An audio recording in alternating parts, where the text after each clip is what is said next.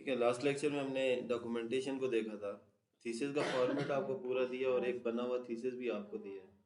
ठीक है, उसी थीसिस को देखते हुए जो जो चीज़ें अगर आपको समझ आती हैं सेकंड चैप्टर में, थर्ड चैप्टर में, तो साथ साथ आप उस पर काम करते जाएं। थीसिस या डॉक्यूमेंटेशन आपकी मोस्टली हेल्प जो करते हैं आपके सुपरवाइज़र या टीचर करते हैं। वो आपको बना हुआ कोई फॉर्मेट देते हैं जो उन्होंने अप्रूव किया हो, उसी को देख के आप थियोरेटिकल चीज़ें सिर्फ ये देखना होता है कि रेलेवेंट टू माय प्रोजेक्ट होनी चाहिए। उसको वो कंपेयर नहीं करते या ऑनलाइन उसका प्लेजिज्म नहीं चेक करते कि ये ऑनलाइन कहीं से कॉपी किया हुआ है। तो फिर एक आपको थोड़ी सी गाइडलाइन के जो आपके प्रोजेक्ट्स होते हैं मोस्टली इनकी रिपोर्ट ऑनलाइन भी पड़ी हुई होती है। गूगल करें तो आपको बहुत सारी जगहों से रिपोर्ट मिल भी जाती है, लेकिन हर यूनिवर्सिटी का अपना एक स्टैंडर्ड है। आपको उस डॉक्यूमेंटेशन ऑनलाइन डॉक्यूमेंटेशन में ये हो सकता है कि अगर आपकी ईआरडी बनी हुई थी आपके पास, आपने चेक किया कि ऑनलाइन भी एक अवेलेबल है, मे भी वो ज़्यादा अच्छी बनी हुई हो। फंक्शनल रिक्वायरमेंट वहाँ पे लिखी हुई है ऑनलाइन सिस्टम की, आपको डेस्कटॉप की चाहिए तो आप वो नहीं लिख सकते। फिर इस तरह से टूल्स के बारे में ऑनलाइन आप बहुत सारे फोरम्स हैं जहाँ पे टेक्स्ट उसका लिखें। व्हाट इज एएसपी, तो शॉर्ट टेक्स्ट आपने प्लेस कर दिया, सी शार्प का लिख दिया, एसक्यूएल सर्वर का लिख लिया, या बाकी जितने भी हैं। अब प्रोजेक्ट के मॉड्यूल्स की बात करें तो आपको मैंने सबसे पहले जब ईआरडी पे काम कराया, इंटिटीज आइडेंटिफाई करनी बताई हैं, तो आपका ये काम था कि आप अपने प्रोजेक्ट की सारी इंटिटीज लिखें जो आपको बताया था और उसकी ईआरडी बना के लाएं। जब ईआरडी कंप्लीट हो जाती है तो तब आप उसी के मॉड्यूल्स की बेस पे आगे काम स्टार्ट करते हैं। आज के लेक्चर के अंदर हमने लॉगिन के मॉड्यूल और स्प्लैश स्क्रीन को देखना है। और स्प्लैश स्क्रीन क्या होती है कि जब आप कोई भी प्रोजेक्ट रन करते हैं, सबसे पहले एक स्टार्टअप स्क्रीन रन होती है। जैसे विंडो पावर बटन ऑन करें तो लिखा हुआ आ जाता है please wait while window is loading. इसी तरह से शॉप पे चले जाएं, उनका सॉफ्टवेयर जो मैनेजमेंट पॉइंट ऑफ सेल का सिस्टम है, तो वो भी जब स्टार्ट करते हैं तो लिखा हुआ आ जाता है प्लीज वेट या एप्लीकेशन इज लोडिंग। एंड्राइड आप लोग यूज़ करते हैं, इनके अंदर भी जब आप किसी ऐप को स्टार्ट करते हैं, चाहे इजी पैसा को करें या किसी गेम को करें, तो स्टार्ट में एक इनिशियल स्क्रीन आती है जिसे स्टार्टअप कहा जाता है। डेस्कटॉप एप्लीकेशन में स्टार्टअप का कंसेप्ट है, वेब के अंदर स्टार्टअप का कंसेप्ट नहीं है। वेबसाइट के अंदर जब आपकी वेबसाइट लाइव चली जाती है तो वहां पे ये नहीं होता कि आप यूआरएल लिखें और वो कहे कि प्लीज वेट और व्हाइल लोडिंग। ठीक है, वहां पे डायरेक्टली आपका पेज लोड हो जाता है। डेस्कटॉप के अंदर ज्यादा कंसेप्ट ये होता है किसी भी ऐप को डायरेक्ट लोड ना करें, पहले उसका स्टार्टअप डालें, फिर उसकी सिक्योरिटी प्रोसीजर को चेक करें कि ये जो ऐप है ये कौन बंदा यूज करेगा। वेब के अंदर ये होता है कि विजिटर को आप कुछ इंफॉर्मेशन देते हैं, डेस्कटॉप के अंदर ये कंसेप्ट नहीं है कि आप विजिटर को ओपनली एक्सेप्ट या इंफॉर्मेशन दें।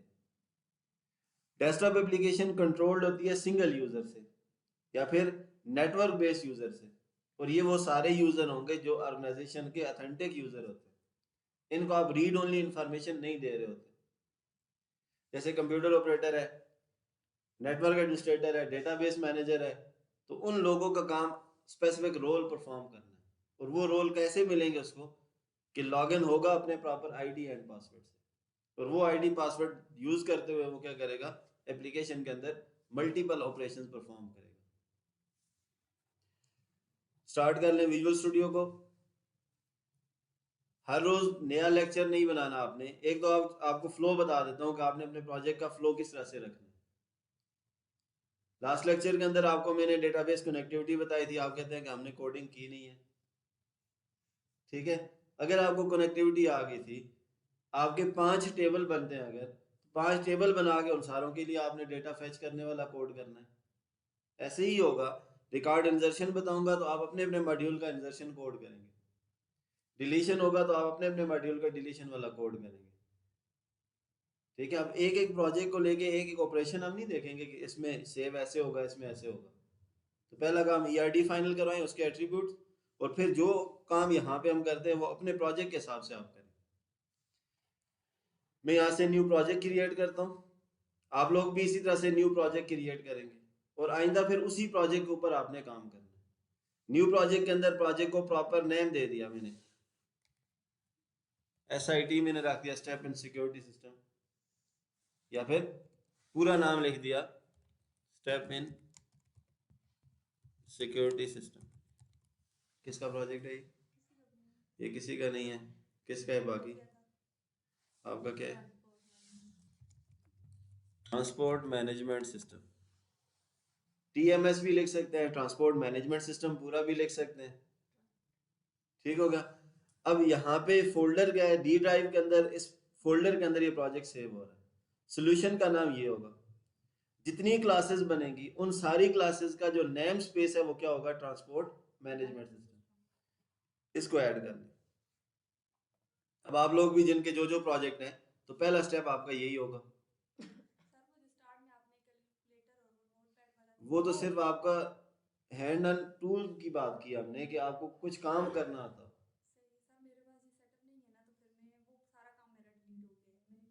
उसको छोड़े, वो प्रोजेक्ट का पार्ट नहीं है, वो आपको कोड करना थोड़ा सा आ जाए, एडिटर पे काम करना आ जाए। अब फर्स्ट आपके पास एक फॉर्म है जिसका नाम है फॉर्म 1। जब हम प्रोजेक्ट बनाते हैं उसी वक्त एक फॉर्म बना हुआ आ जाता है एज अ सैंपल के तौर पे, फॉर्म 1। एक ऑप्शन ये है कि इसी फॉर्म 1 को एज अ स्प्लैश के तौर पे यूज कर लें। इसको रीसाइज कर लिया, जिस साइज की स्प्लैश स्क्रीन चाहिए आपको उसके बराबर आप इसको सेट कर लें। इसका नाम क्या है, फॉर्म 1 है। अक्सर लोग लाइक करते हैं कि हम अपने प्रोजेक्ट के कंपोनेंट प्रॉपर मीनिंगफुल नेम के रखें। इस फॉर्म 1 को राइट क्लिक करके मैंने डिलीट कर दिया यहां से। अब प्रोजेक्ट के अंदर जो डिफॉल्ट कंपोनेंट था फॉर्म 1 वो डिलीट कर दिया। अब एक प्रोजेक्ट के अंदर एक एग्जीक्यूटेबल क्लास का होना लाजमी है। एक ऐसी क्लास होनी चाहिए जो एग्जीक्यूट हो। अब अगर हम इसकी डिबगिंग करेंगे तो वो एरर देगा हमें, कहता है there was build error, would you execute last successful build, मैं कहता हूँ नो। तो क्या कहता है यहाँ पे, CS the type namespace form1 could not be found। तो वो कहाँ पे था, जब एग्जीक्यूशन की बात होती है तो आपका प्रोजेक्ट एग्जीक्यूट होता है program.cs फाइल से। program.cs फाइल के अंदर एक मेन फंक्शन है। ये वही कंसेप्ट है जो C++ का था कि हर कंपाइलर जो है एग्जीक्यूशन स्टार्ट करता है कहाँ से, मेन फंक्शन से। अब मेन के अंदर एक स्टेटमेंट लिखी हुई है application dot run. Application class है, रन फंक्शन है, और उस फंक्शन के अंदर लिखा हुआ है न्यू फॉर्म 1। अब फॉर्म 1 है ही नहीं, जब नहीं है तब वो एरर दे रहा है। अब अगर आपने इसको एग्जीक्यूटेबल बनाना है तो एक फॉर्म आपके पास होना चाहिए। तो वो फॉर्म 1 मैंने इसलिए डिलीट कर दिया कि वो एक मीनिंगफुल नेम नहीं था। मैंने यहाँ पे राइट क्लिक किया प्रोजेक्ट के नेम पे, ऐड पे गए, यहां से भी आप डायरेक्टली विंडोज फॉर्म पे जा सकते हैं, नहीं तो न्यू आइटम पे क्लिक करके। तो मैं यहां से न्यू विंडो फॉर्म पे क्लिक कर लेता हूँ। अब जब इस पे कोई फॉर्म नहीं था तो स्टार्ट कहाँ से हो रहा है, फॉर्म 1 से। तो मैं इसको नाम रखता हूँ FRM। अब जो वेरिएबल की नेमिंग थी, क्लासेस की नेमिंग थी, वो ऐसे करें कि जिससे आपको टाइप पता चल जाए कि ये क्लास है, ये बटन है, ये टेक्स्ट बॉक्स है, और ये फॉर्म है। जब टेक्स्ट बॉक्स की बात कर रहे थे तो हमने TXT रखा था, ठीक है। कंबो की CMBO रख देंगे, फॉर्म है तो FRM रख देंगे।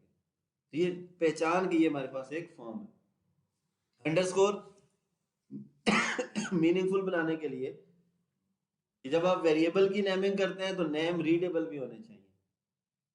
ये ना हो कि आप कंप्लीट एक टेक्स्ट लिख लें उसका पता ही ना हो कि ये है क्या चीज। मैंने इसको रख दिया स्प्लैश। स्प्लैश नाम हो सकता है, स्टार्टअप नाम हो सकता है, ठीक है, और फर्स्ट फॉर्म भी नाम रख सकते हैं। लेकिन स्प्लैश और स्टार्टअप ज्यादा नाम यूज होते हैं, फर्स्ट फॉर्म नहीं रखा जाता, जैसे फॉर्म 1 था। तो ये फॉर्म 1 है, इसको ओके कर दिया हमने। तो ये पहला कंपोनेंट हमारे प्रोजेक्ट का कि स्प्लैश स्क्रीन बनेगी हमारे प्रोजेक्ट। फिर स्प्लैश स्क्रीन अगर आप लोड करें तो जब आप लोड करते हैं विंडो को तो क्या पूरी विंडो के ऊपर एक ब्लैक या ब्लू के अंदर फॉर्म आता है? नहीं, छोटा सा बटन पे या किसी सेंटर के अंदर लिखा हुआ था लोडिंग, और लोडिंग बार साथ चल रही होती है। या अक्सर विंडो 10 के अंदर देखें तो उसका अपना एक गिफ एनिमेटर होता है, वो चल रहा होता है। ठीक है। अब मैं इस फॉर्म की बात करता हूँ, इस फॉर्म को मैं यहाँ से रीसाइज कर लेता हूँ।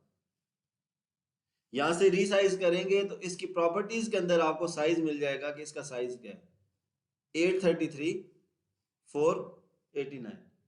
अब आप कहते हैं कि हमने खुद मेंशन करना है, तो पहले विड्थ है फिर हाइट है, मैंने रख लिया 750 कामा 350, इंटर करने पे अप्लाई हो जाएगा मर्जी से। फिर है स्टार्टअप पोजीशन, ये वो प्रॉपर्टीज हैं जो आपने याद रखनी है। ये जब एग्जीक्यूशन होगी तो ये कहाँ पे होना चाहिए। अब इसको हम टेस्ट करना चाहते हैं कि पहली पोजीशन क्या है, विंडोज डिफॉल्ट, जहाँ पे विंडो लोड कर ले, कभी इधर कभी यहाँ पे कभी यहाँ पे कभी यहाँ पे। अब मैं कहता हूँ स्प्लैश स्क्रीन एक फॉर्म बन गया, इसको एग्जीक्यूशन के लिए फॉर्म 1 तो हमारे पास है ही नहीं। अब हम क्या करते हैं, मेन फंक्शन के अंदर FRM स्प्लैश यहाँ पे मेंशन कर लेते हैं। तो वाइवा के अंदर भी कहते हैं कि एग्जीक्यूशन पॉइंट चेंज करें, तो आप कैसे करेंगे, program.cs में जाएंगे, वहां पे मेन फंक्शन पे जाएंगे और मेन फंक्शन के अंदर आप जाके लिख देंगे application dot run new constructor के तौर पे और क्लास का नेम लिखेंगे। जब कंस्ट्रक्टर हो तो ऑब्जेक्ट उस क्लास को ऑटोमेटिकली एग्जीक्यूट करेगा। अब हम एग्जीक्यूशन करते हैं, देखेंगे ये यहाँ पे लोड हुआ है, मे बी नेक्स्ट टाइम यहाँ लोड हो, फिर यहाँ लोड हो, कभी यहाँ लोड हो। तो यूआई के कंसेप्ट को माइंड में रखते हुए कि यूजर फ्रेंडली एप्लीकेशन में आप हर फॉर्म को एक प्रॉपर लोकेशन असाइन करते हैं। अब इसी पे राइट क्लिक करके प्रॉपर्टीज के अंदर स्टार्टअप पोजीशन, इसको यहां से चेंज करके हम रखते हैं जी सेंटर स्क्रीन। अब हमेशा स्क्रीन का सेंटर, चाहे प्रोजेक्टर पे है, चाहे मॉनिटर पे है, चाहे किसी भी साइज की स्क्रीन के ऊपर है, तो वो उसके सेंटर में आएगा। बात समझ गए। अब इसको मैं स्टॉप करता हूँ।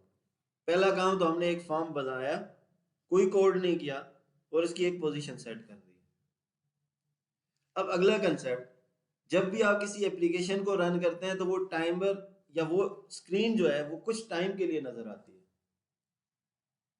अब किसी भी इंटरफेस पे टाइम नोट करना है, टाइम पे कोड करना है, तो हमें एक कंट्रोल मिलता है जिसे टाइमर कंट्रोल कहते हैं। अब हम जाएंगे यहां से टूल बॉक्स के ऊपर, टूल बॉक्स को यहां से पिन कर लेता हूं कि इस पे हमने कंटिन्यूसली काम करना है। जिस चीज को कंटिन्यूसली इंटरेक्शन में रखना हो उसको पिन किया करें, जब होगी यूज उसको ऑटो हाइड कर दिया करें। बात समझ गए। अब यहाँ पे ऑल कंट्रोल के अंदर भी जाएं तो यहां से भी आपको लिस्ट में टाइम लगेगा ढूंढते हुए। ठीक है, मैंने एक ये ले ली यहां से प्रोग्रेस बार। ठीक है, अब प्रोग्रेस बार जैसे आप कॉपी पे लगाते हैं विंडो के अंदर, तो वो प्रोग्रेस बार भी चल रही होती है। प्रोग्रेस बार को मैं यहाँ पे एक्सटेंड कर लिया थोड़ा सा। अब इस फॉर्म को रन करते हैं, प्रोग्रेस बार स्टिल है, स्टॉप्ड है, कोई एग्जीक्यूशन या प्रोग्रेस नहीं चल रही। स्टॉप करते हैं इसको। अब प्रोग्रेस बार की राइट क्लिक प्रॉपर्टीज, प्रॉपर्टीज में यहां पे स्टाइल का ऑप्शन होगा। स्टाइल में कौन सा स्टाइल है, ब्लॉक, तो इसको चेंज करके यहां से मार्क्यू कर दें। HTML के अंदर मार्क्यू न्यूज जो चल रही होती है, तो ये मार्की मतलब जो है कि आपके पास प्रोग्रेस से चल रही होगी, कोड कोई नहीं किया, बिल्ट इन कंट्रोल था, स्टाइल जाके उसका क्या कर दिया, मार्क्यू कर दिया। ये विंडो के साथ साथ डिफॉल्ट स्टाइल हमें मिल रहा होता है। अगर आप विंडोज XP पे जाएंगे तो ये प्रोग्रेस बार जो होगी, छोटे छोटे 3 बॉक्स बने हुए आगे इस तरफ से भाग रहे होंगे। विंडोज 7 पे जाएंगे तो पूरी एक कंटिन्यूस बार चल रही होगी, यही प्रोजेक्ट। और विंडोज 10 पे है तो ये जो बार है ये इस तरह से चल रही है, जो नजर आ रही है आपको। बात समझ गए। अब स्टॉप किया इसको कि इसको कब तक चलाना है। अब इसके ऊपर कुछ टाइटल्स वगैरह डाल देते हैं यहाँ पे। इसको मिनिमाइज किया मैंने, ऑल कंट्रोल्स को, कॉमन पे गए, लेबल एक ले लिया यहाँ पे, दूसरा लेबल ले लिया यहाँ पे, फिर तीसरा लेबल ले लिया यहाँ पे। अब इन लेबल्स में क्या करना है, राइट क्लिक प्रॉपर्टीज, प्रॉपर्टीज के अंदर यहां से टेक्स्ट प्रॉपर्टी को मैं चेंज करूंगा। सोल्यूशन एक्सप्लोरर को ऑटो हाइड कर दिया मैंने, अल्फाबेटिकली अरेंज कर लें ताकि आसानी होती है। आप यहाँ पे टेक्स्ट प्रॉपर्टी पे लेबल 1 लिखा हुआ है, मैं लिखता हूँ ट्रांसपोर्ट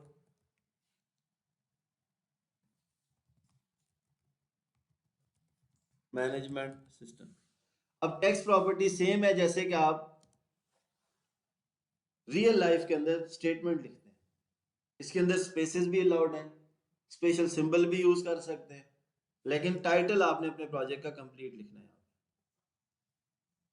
ट्रांसपोर्ट मैनेजमेंट सिस्टम, इसको मैंने लिख दिया वर्जन 1.0, पहला वर्जन, ठीक है। और फिर यहां पे आके इसको मैंने लिख दिया डेवलप बाय,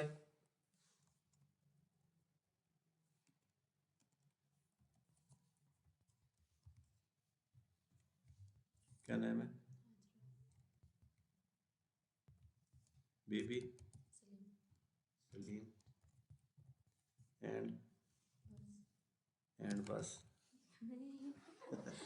अच्छा, ये इसलिए बता रहा था कि मैंने यहाँ पे M% साइन 2 डाले हैं।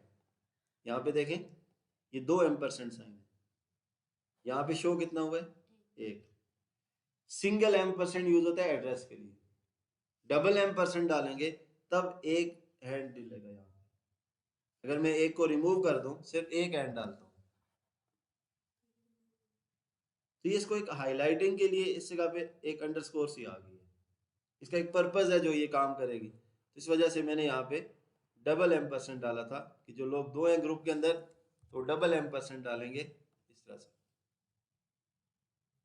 ठीक हो गया। इसकी जगह पे नाम लिख लेते हैं।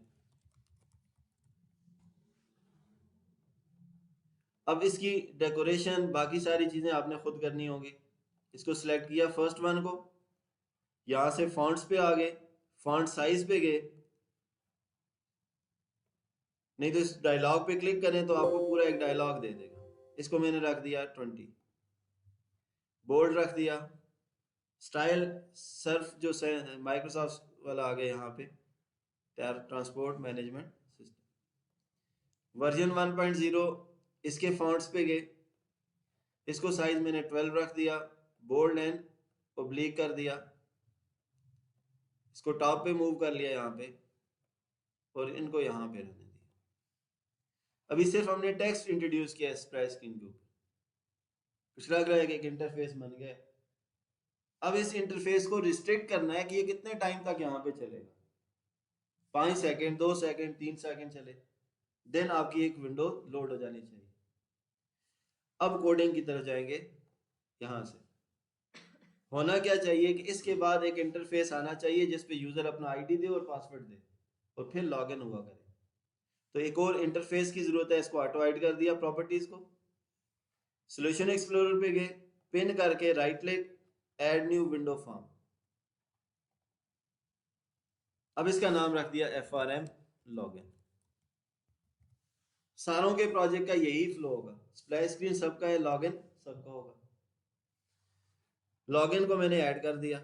अभी इसकी डिजाइनिंग नहीं करते, जस्ट रीसाइज कर लेते, ठीक है। वापस आ जाते हैं अपने फर्स्ट इंटरफेस के ऊपर। यहाँ पे हम चाहते हैं कि ये जो इंटरफेस है ये 3 सेकंड 5 सेकंड चले, देन ये कॉल कर ले किसको, इस इंटरफेस को जिसपे यूजर आईडी और पासवर्ड हमसे रिसीव कर रहा हो। अब इसके लिए स्प्लैश स्क्रीन पे आ जाए, यहां से ही हमारे पास कॉमन कैटेगरी के अंदर अगर टाइमर कंट्रोल मिल जाए तो यहां से ड्रैग एंड ड्रॉप कर लें। यहाँ पे नहीं मिल रहा, इसको मिनिमाइज करें। सर्च के अंदर मैंने टाइमर सर्च कर लिया, एक है डेट टाइम, टाइम के साथ ये आ रहा है, और एक ये है टाइमर। और ये किस कंपोनेंट के अंदर है, कॉमन कंट्रोल के अंदर डेट टाइम पिकर है, और कंपोनेंट्स के अंदर क्या है, टाइमर है। अब अगर वापस जाना चाहते हैं तो कंपोनेंट्स के अंदर यहाँ पे आ जाएगा टाइमर, ड्रैग करके फॉर्म के ऊपर ड्रॉप करें। फॉर्म के ऊपर नजर नहीं आ रहा, यहाँ पे नजर आ रहा है। अब इस टाइमर की बात करें, और एक ये सिस्टम की क्लॉक है, ये सिस्टम क्लॉक है। और ये हमारा टाइमर है। पहले देखें तो सही ये चलता भी है या नहीं। जैसे क्लॉक के सेकंड्स हमें शो होते हैं, इसके भी कुछ सेकंड्स होने चाहिए। अब इस पे राइट क्लिक करके इसकी प्रॉपर्टीज पे जाए। अब पहली चीज है इसका इंटरवल। देखिए हम कहते हैं 1 2 3। अब अगर हम सिस्टम क्लॉक के साथ मैच कर दें, सिंक कर दें, हम 60 गिनेंगे, उधर से 1 मिनट चेंज हो जाएगा। अब सिस्टम की क्लॉक का जो इंटरवल डिले है वो है 1000 करें तो सिस्टम क्लॉक के ये बराबर होगा। अगर हम 100 रखेंगे, 30 सेकंड के भी कुछ पार्ट के अंदर जल्दी चेंजेस कर रहा होगा। स्टॉप वॉच देखी हुई है ना, इसमें मिनट सेकंड और सेकंड्स के भी माइक्रो सेकंड जो आ जाते हैं, तो वो जल्दी चल रहे होते हैं। अगर 1000 रखेंगे तो ये क्लॉक जल्दी चलेगी। सॉरी, अगर 1000 रखेंगे तो सिस्टम क्लॉक के बराबर, और अगर 100 रखेंगे तो ये जल्दी चलेगा। मतलब 1/10 कर दें इसको, मैंने इसको 1000 कर लिया। फिर यहाँ पे और इसकी कोई प्रॉपर्टी आपको मिल रही है? कोई प्रॉपर्टी नहीं है, सिर्फ प्राइवेट है, ट्रू है, फॉल्स है, अदर है, और कोई प्रॉपर्टी नहीं है। अब मैं कहता हूँ कि इसके सेकंड्स हम जरा नोट करते हैं, वो नजर आने चाहिए हमें। मैं यहाँ पे आ गया, एक लेबल कॉमन कंट्रोल में से मैंने यहाँ पे रख दिया। इस लेबल को प्रॉपर्टीज पे गए, टेक्स्ट इसका खाली कर दिया मैंने। कलर इसका मैं कर लेता हूँ यहाँ पे फॉर कलर, इसको रेड कर लेते हैं। साइज इसका मैं यहाँ से इंक्रीज करके 20 कर लेता हूँ। ये एक लेबल है। इस लेबल का नाम भी रख लेते हैं। लेबल नेम क्या है? 4, तो मैं लिखता हूँ LBL लेबल के लिए, और टाइमर है तो टाइमर। ये एक वेरिएबल आ गया। अब हम जाते हैं बैक एंड पे कोड के अंदर। फॉर्म के टाइटल पे डबल क्लिक करें। टाइटल पे डबल क्लिक करने पे पहला काम ये करना है, टाइमर का नाम है timer one dot start built in function है। जब ये इंटरफेस लोड हो तो टाइमर हमारा क्या हो जाना चाहिए? स्टार्ट हो जाना चाहिए। ठीक है, अब इसको एग्जीक्यूट करें। फ्रंट एंड पे कोई फर्क आपको नजर नहीं आ रहा? कोई आया नजर? कुछ भी नहीं है। अब स्टॉप करें। पहला काम टाइमर स्टार्ट हो गया, जो कि एक लॉजिकल चीज है जो आपको विजिबल नहीं होगी, उसको चेक करना है। तो अब टाइमर, हर टाइमर का एक क्लॉक इंटरवल है। इस टाइमर पे आके डबल क्लिक करें। अब फंक्शन का नाम देखें क्या है? Private void timer tick event. अब टाइमर टिक के ऊपर क्या करना है? लेबल LBL नाम था, timer dot text equal to. अब एक वेरिएबल होना चाहिए जो उससे टाइम ले और हमें यहाँ पे डिस्प्ले करता जाए। टाइमर से जो टाइम है वो ले और हमें क्या कर दे? डिस्प्ले कर दे। हम क्या कहते हैं, टॉप पे क्लास के अंदर गए, यहाँ पे आ गए। अब वो जो कैलकुलेटर वाली बात आप कर रहे थे कि उसका जो कंसेप्ट है कहाँ यूज होगा, उसमें हमने वेरिएबल डिफाइन किए थे। तो मैंने यहाँ पे इंट टी कर दिया, मैंने ये एक वेरिएबल डिफाइन कर दिया। ठीक है, जब स्प्लैश स्क्रीन लोड इवेंट की बात है, जहाँ पे टाइमर स्टार्ट हो रहा है, तो उस जगह पे टी की वैल्यू क्या हो जानी चाहिए? 0 होनी चाहिए। ठीक है, अब मैं यहाँ पे आके क्या कहता हूँ, T dot to string show करने के लिए लेबल के अंदर वैल्यू स्ट्रिंग फॉर्म में होगी। हमने वेरिएबल कौन सा लिया हुआ है? इंटीजर लिया हुआ है। इंटीजर को किस में कन्वर्ट कर दिया है? टू स्ट्रिंग के अंदर। अब एग्जीक्यूट करें। सिर्फ क्या है? एक 0 है। बात समझ गए? अब ये 0 जो है, साथ साथ उसका काउंटर क्या होना चाहिए? चेंज होना चाहिए। 0 पे रुकना तो नहीं चाहिए। अगला सेकंड आए 1, फिर 2, फिर 3, फिर 4। अब यहाँ पे ही हम एक, ये तो ऑलरेडी डिस्प्ले किया हुआ है, हम क्या करते हैं, इफ कंडीशन लगाते हैं। कंडीशनल स्ट्रक्चर पढ़ा हुआ है आप लोगों ने ना? टी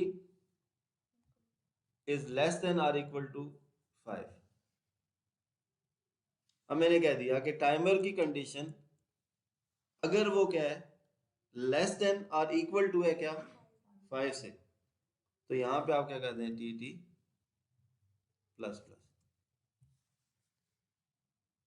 टाइमर को क्या कर दें, इंक्रीज कर दें। अब मैंने ये वैल्यू यहाँ से मैं आखिर में रख लेता हूँ इसी के साथ। अब जरा इसको चेक करें,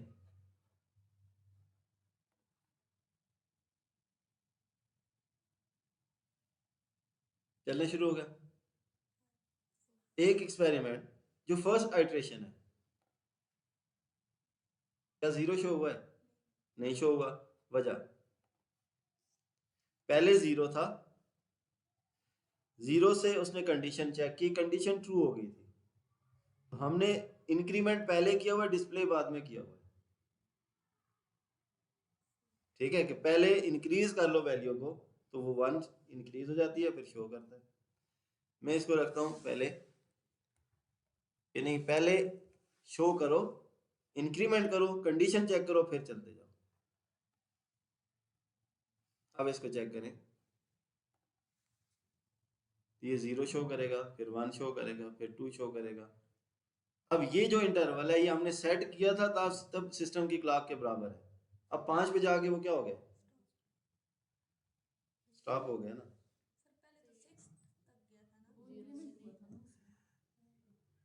पहले कहानी और थी। ठीक है, कंडीशन हमने चेंज कर ली कि जब लेस देन और इक्वल टू 5 हो तब तक चलना चाहिए, और पहले टाइमर इधर बाहर था, ये डिस्प्ले वाला प्रोसेस भी बाहर था यहाँ पे। अब डिस्प्ले, इसको यहाँ से हटा के यहाँ लगा दें, सिर्फ इसको यहाँ से हटा के इधर लगा दिए।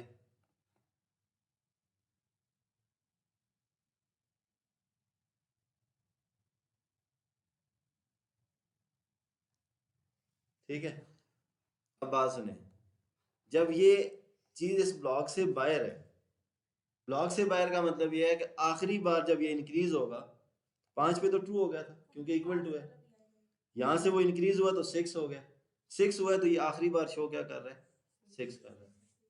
जब हम इसको ब्लॉक के अंदर रख लेते हैं, आखिरी बार ये 6 करके गया है बाहर, लेकिन जब डिस्प्ले करने आएगा वो तो उसको रोक देगा कि 6 इज नॉट लेस देन 5, तो वो तब यहाँ पे आ गया। अब पहली चीज तो हमने इस पे टाइमर लगा के देख लिया कि हमें टाइम मिल रहा है, कि हमें यहाँ से टाइम मिल जाता है। अब टाइम को आगे कैसे भेजना है, तो हम यहाँ पे एल्स का पार्ट लगाएंगे।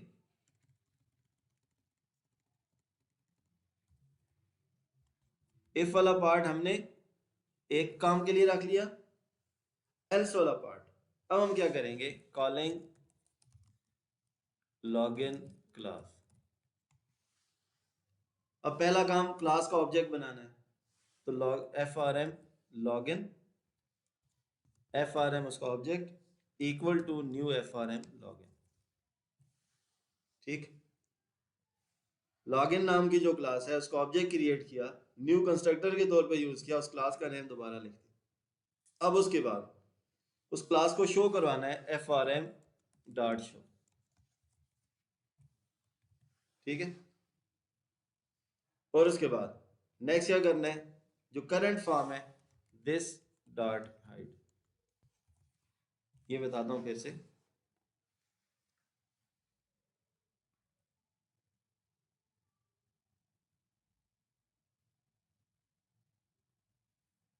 अब क्या हो रहा है, अब देखिए इफ वाला ब्लॉक तो नहीं चल रहा ना, लेकिन एल्स वाला ब्लॉक क्या हो रहा है, चल रहा है। 6 7 8 9 10 आगे जाता जा रहा है, और जब वो ट्रू होता जा रहा है उतने फॉर्म क्या कर रहा है, ये ओपन करता जा रहा है।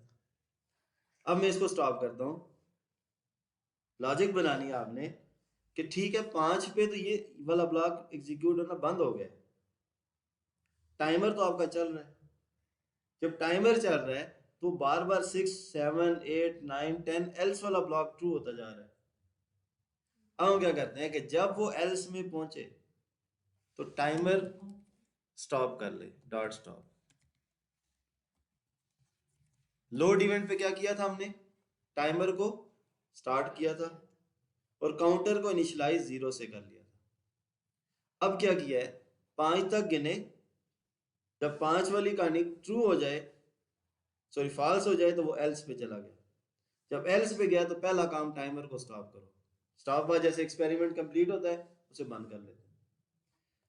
फॉर्म का ऑब्जेक्ट बनाएं, फॉर्म को शो करवाएं और करंट फॉर्म को क्या कर दें, हाइड कर दें। अगर इसको हाइड ना करें, लॉग इन फॉर्म भी आ जाएगा और ये स्प्लैश भी उधर ही होगा। दिस करंट क्लास के लिए यूज होता है और हाइड बिल्ट इन फंक्शन है, तो वो पीछे चल रहा है। अब एक बार है ये, और ये भी इधर ही है, 5 पे ही है, ठीक है। अब इसको स्टॉप किया मैंने और इसको एक्टिव कर दिया। यहाँ तक क्लियर है, ठीक है। अब इसके ऊपर बहुत सारी सेटिंग्स होती हैं।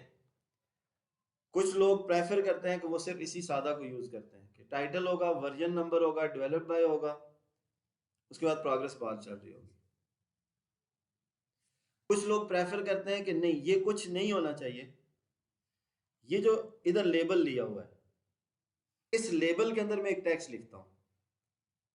पहले कोई टेक्स्ट था इसमें, मैं लिखता हूं लोडिंग। मैंने लिख दिया लोडिंग और एक डॉट इसमें डाल दिया या 2 डॉट डाल दिए। जैसे अक्सर जगहों पे लोडिंग लिखा हुआ आता है और लोडिंग के आगे वो डॉट्स क्या हो रहे होते हैं, इंक्रीज हो रहे होते हैं आगे। मैंने यहाँ पे रख दिया। अब जो करंट लॉजिक बनी है वो तो ये है कि जब हम चलाएंगे तो लोडिंग पहले 0 हो जाएगा। अब हमने इसमें गिनती नहीं इंक्रीज करनी, हमने टेक्स्ट की कंकैटिनेशन करनी है। पढ़ा तो है ना आपने टेक्स्ट कंकैटिनेशन, टेक्स्ट के साथ टेक्स्ट को मिलाना। लोडिंग ऑलरेडी है, एक आइट्रेशन के बाद एक डॉट इसमें आ जाए, दूसरी आइट्रेशन के बाद 2 डॉट आ जाए, फिर 3 आए, फिर 4 आए, फिर 5 आए, कैसे होगा। रिप्लेसमेंट इसी कोड पे जाएंगे, टाइमर के कोड पे। इधर क्या हो रहा था, इधर हम लेबल के अंदर काउंटर की वैल्यू शो कर रहे हैं। काउंटर वैल्यू कौन सी, 0 1 2 3 अप टू। हम कहते हैं काउंटर वैल्यू सिर्फ हमने काउंटर चलाने के लिए रखी हुई है। ये जो काम है, ये वाला, इसके अंदर चेंजेस हमें चाहिए। मैं कहता हूं lbl टाइमर डॉट टेक्स्ट। मैंने काम किया कि टाइमर के अंदर टाइमर की वैल्यू शो करें। जरा चेक करिएगा वो क्या करेगा। हर बार लोडिंग को लोडिंग से रिप्लेस करता रहेगा। नहीं समझ आया, क्योंकि आपको लोडिंग ही नजर आता रहे, लॉजिक इतनी स्ट्रांग नहीं है। अब यहां पे आगे मैंने कहा कि ये जो लेबल टाइमर है, इसका जो टेक्स्ट है, इस टेक्स्ट के अंदर क्या कर दें, मैं कहता हूं कॉन्कैटिनेट कर दें डॉट, ठीक है। अब पहली आइट्रेशन के अंदर वो आएगा तो वो कितने डॉट डालेगा, लेकिन जो उसका ओरिजिनल टेक्स्ट होगा वो सारे का सारा क्या हो जाएगा, रिप्लेस हो जाएगा।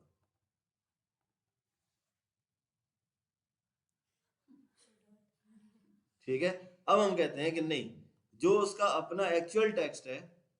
आपने एक चीज देखी हो, लूप के थ्रू जब हम काउंटिंग करते हैं कि सम ऑफ फर्स्ट 10 नंबर, तो हम कैसे करते हैं, sum equal to sum plus I, कि सम की एक्चुअल वैल्यू और उसके अंदर आई की वैल्यू इंक्रीज करें। यहाँ पे भी हम करेंगे label timer dot text plus concatenate कर दें इसके साथ क्या चीज, डॉट।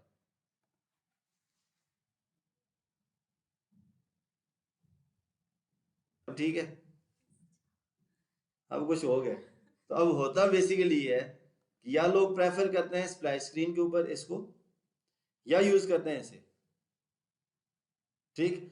या फिर रिपीटेडली आप इस तरह से एक वेलकम बार चला दें, इधर पहले लिखा हुआ वेलकम, फिर वेलकम, फिर वेलकम, फिर वेलकम, वो भी यूज कर सकते हैं। अब इसी के साथ, हाँ हाँ, उस पे जा रहे हैं अभी। इसको मैंने मूव डाउन कर दिया यहां से। अक्सर लोग गिफ इमेजेस को यूज करते हैं। मैं यहाँ पे कॉमन कंट्रोल पे से इमेज कंट्रोल पे जाएंगे, यहां से पिक्चर बॉक्स देखें यहाँ पे, पिक्चर बॉक्स को यहाँ पे ड्रैग एंड ड्रॉप कर लिया, रीसाइज कर लें, जिस इंस्टीट्यूट का सॉफ्टवेयर है उसका लोगो लगा दें यहाँ पे, तो जो प्रोग्रेस बार है लोडिंग के लिए जो गिफ एनिमेशन होती है वो इधर आ जाएगी। अब मैं ऑलरेडी जो मेरे पास बने हुए प्रोजेक्ट हैं उनमें से किसी में से एक प्रोग्रेस बार उठा लेता हूँ।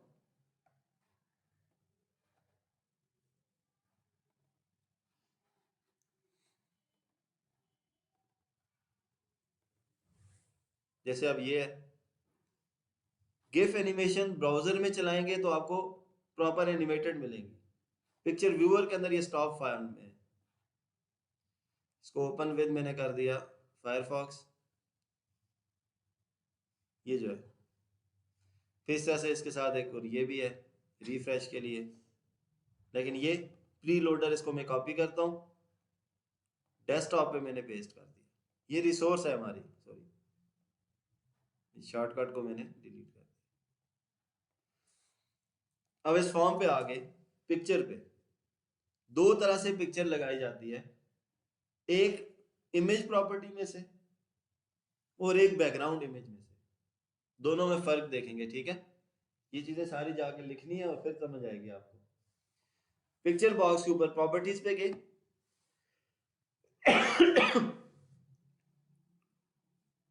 देखें ये बैकग्राउंड इमेज, ये बैकग्राउंड इमेज, इस पे क्लिक कर लें। अब इसमें पहले नंबर पे आ रही है प्रोजेक्ट रिसोर्सेज, पहले नंबर पे है प्रोजेक्ट रिसोर्सेज, दो ऑप्शन है, दूसरा है लोकल रिसोर्सेज। जब भी अपने प्रोजेक्ट पे काम करें तो गलती से भी लोकल रिसोर्सेज को यूज नहीं करना। इसका क्या मतलब है, आप अपना प्रोजेक्ट बना रहे हैं, आपके पीसी में रिसोर्सेज पड़ी हुई है, आप उनको अपने प्रोजेक्ट में मूव नहीं करते, अपने पीसी में ही रहने देते हैं। कल वही प्रोजेक्ट उठा के जब किसी दूसरे बंदे को देंगे कॉपी करके तो रिसोर्सेज सारी किधर रह जाएंगी, आपके पीसी में। जब वो ओपन करेगा तो सब पे क्रॉस बने हुए आ जाएंगे। जैसे वेबसाइट बनाए आप लोग तो इमेजेस आइकन्स जो कुछ भी हो उस फोल्डर में डालते हैं, तो जिसे भी देना हो तो पूरा फोल्डर आप उठा के देते हैं। तो अब हम यहाँ से करेंगे प्रोजेक्ट रिसोर्सेज, अब इसे क्या करेंगे इंपोर्ट, कहाँ पे था, डेस्कटॉप पे, डिफरेंट फाइल इमेज फॉर्मेट आप यूज कर सकते हैं। मैंने यहाँ से प्रीलोडर को ओके कर दिया, यहाँ पे ओके कर दिया। पहले नंबर पे तो ये पूरा लोड नहीं हुआ। अब यहाँ से बैकग्राउंड इमेज लेआउट, जैसे विंडोज पे अगर बैकग्राउंड चेंज करें तो उसके भी लेआउट होते हैं, टाइल स्टाइल है, सेंटर स्टाइल है, स्ट्रेच स्टाइल है। तो पहले फुल लाने के लिए हमने इसको क्या कर दिया है, स्ट्रेच कर दिया। क्लियर है यहाँ तक। अब इसको रन करें तो ये है गिफ इमेज लेकिन चल नहीं रही। बैकग्राउंड इमेज एक स्टिल बैकग्राउंड इमेज होती है, वो एनिमेटेड नहीं होती, ठीक है। तो अब मैंने इसको स्टॉप किया, मैं इसी पिक्चर बॉक्स की जगह पे एक और पिक्चर बॉक्स ले आता हूं।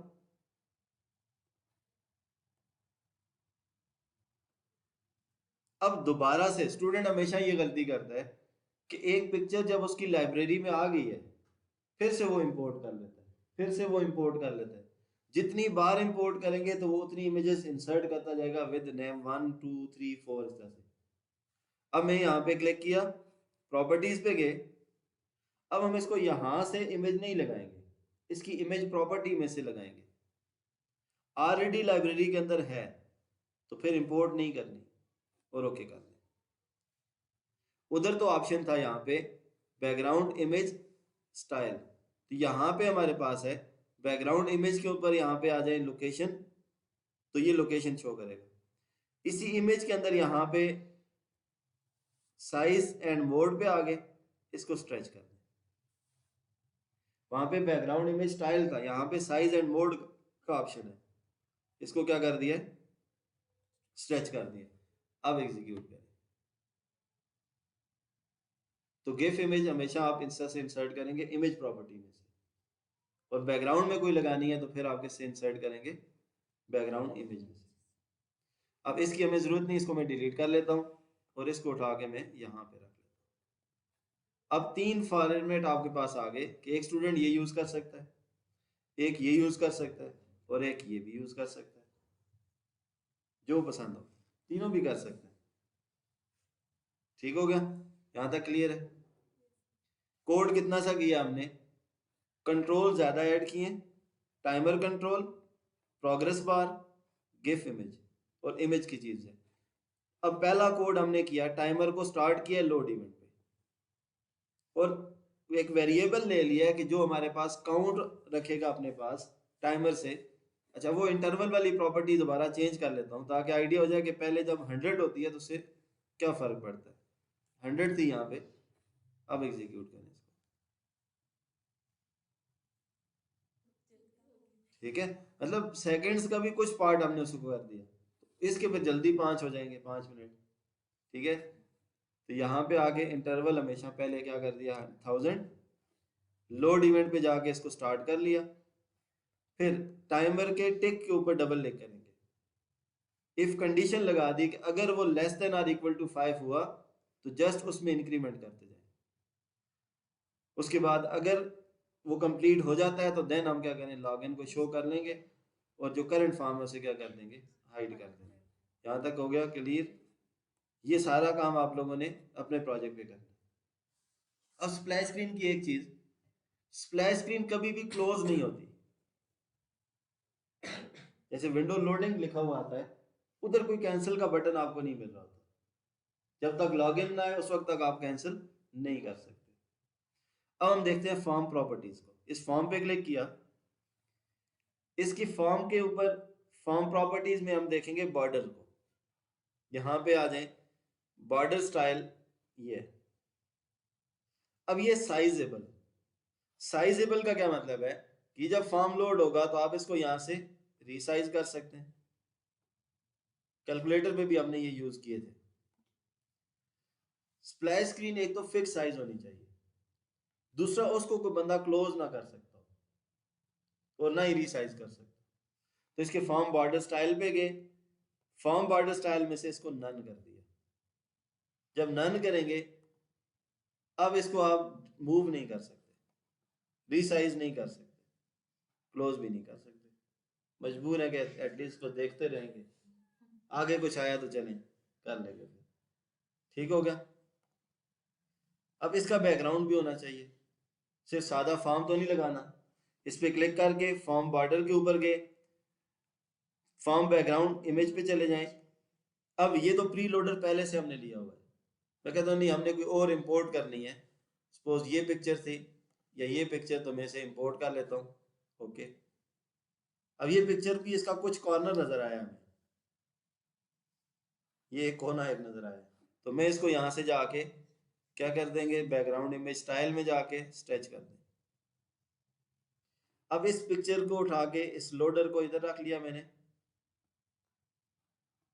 Nasir version 1 transport management loading, ये सारे क्या थे, लेबल्स।